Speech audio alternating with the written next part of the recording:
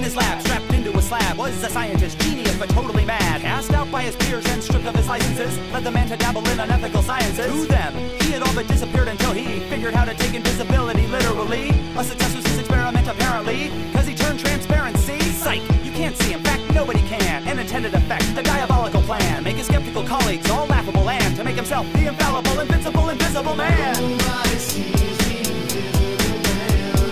Nobody cares where it is that he stands.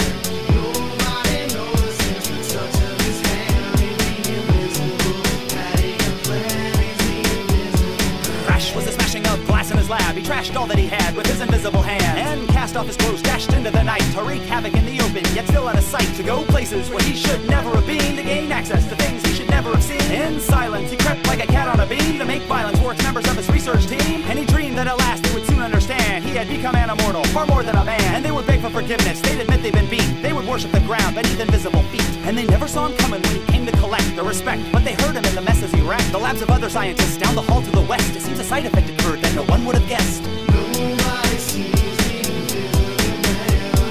Nobody cares where it is that he stands.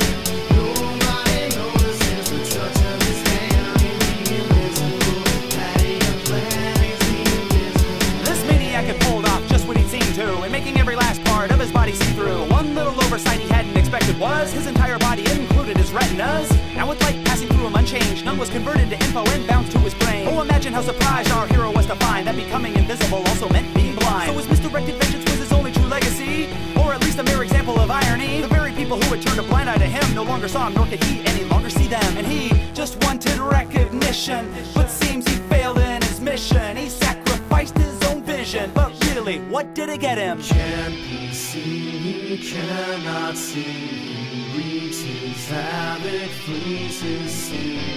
Can't